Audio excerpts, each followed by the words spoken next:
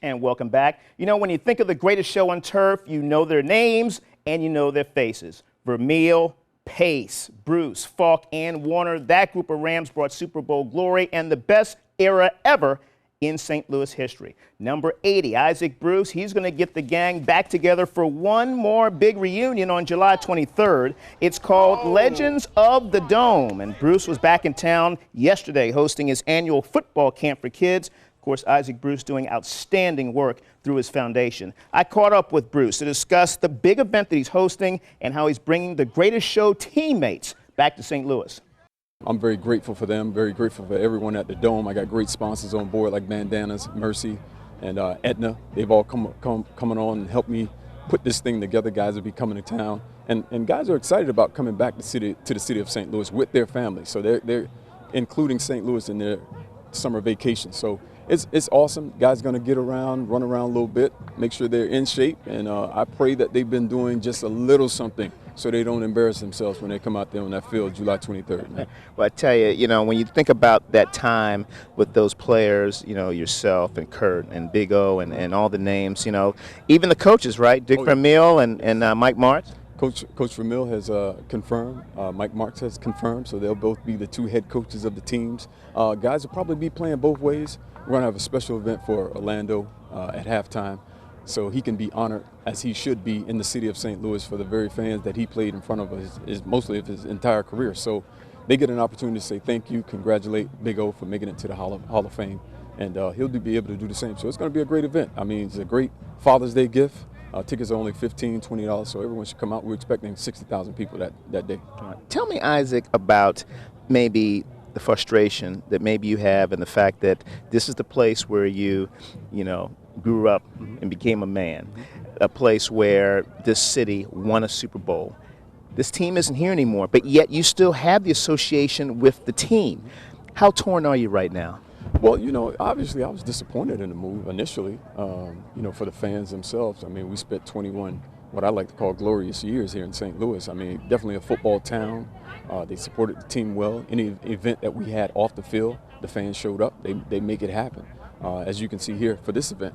And you know what? I'm committed to doing what I can to make sure that, you know, we still have a place here in the city of St. Louis as long as I'm breathing. I mean, I guess also when you heard the things that Stan Kroenke said, I mean, essentially that this isn't a football town. You were in that building, and you saw that building filled up. You know what the city, you've seen it with the Cardinals. Frustration to know that, you know, St. Louis really got slapped around a little bit, and now we saw the run that the Blues got on. It's just, obviously, you know, you're seeing some things that I think other people here don't see. Well, it's a very knowledgeable sports town. I mean, they know their sports, they know their baseball, their hockey fans, enthusiasts. Football fans were tremendous when I was here. The run that we had, I mean, it could be unmatched. I mean, we came in and it was difficult for other teams to come in and execute their offense. So, I mean, we've seen it happen. We lived it. And, you know, there'll always be a special part for St. Louis in a lot of people's hearts. And, you know, we won a Super Bowl here. So that'll never be taken away. Yeah. Tell me about yourself. I know that, you know, watching the Big O going to the Hall of Fame, I mean, these are your brothers, you know, I mean, Marshall. I mean, and of course, we're now waiting for number 80. I mean, you've been on the ballot for the last couple of years.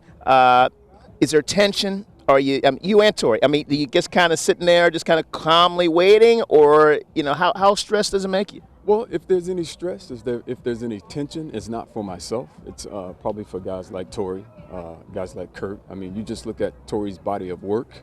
You're talking about a guy who produced 5 consecutive 1,300 yards receiving. And that's unmatched. He's the only guy to ever do it in the entire history of the NFL. So, you know, his body of work speaks for itself. He's a Super Bowl champion.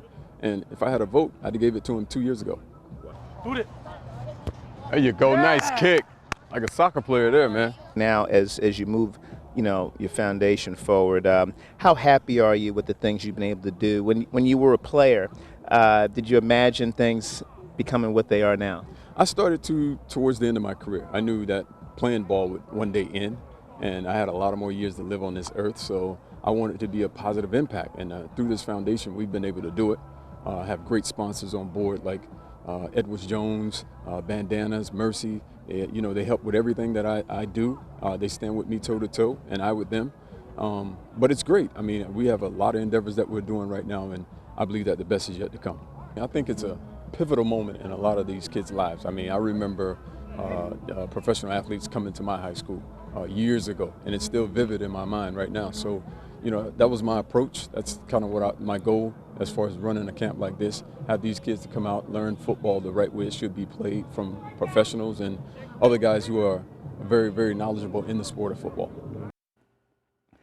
Good stuff going on out there. And here's that information for Legends of the Dome. Remember, it's on Saturday, July 23rd. Fans are going to get a chance to go on the field for an autograph session. That's going to take place from 11 a.m. to noon. Opportunity for pictures as well as meet your favorite players. Guys like Kurt Warner, Orlando Pace, Mike Jones, Dre Bly. They're all going to be there, and you can get your tickets through Ticketmaster. Remember, Legends of the Dome.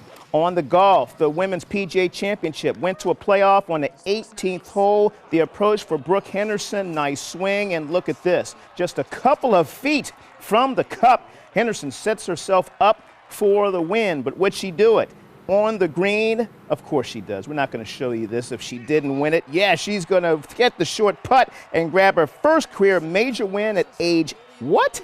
18 years old. Brooke Henderson is your 2016 Women's PGA Champion, the youngest ever to capture that trophy. NASCAR Sprint Cup Series at Michigan International Speedway. The Firekeepers Casino 400, 62 laps in.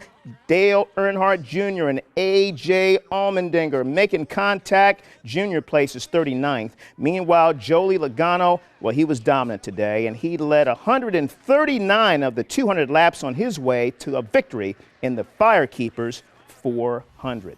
And still to come on Sports Sunday, the Olympic trials are coming to St. Louis, and we're going to introduce you to a former gold medalist who will be here for the festivities as Sports Sunday rolls on.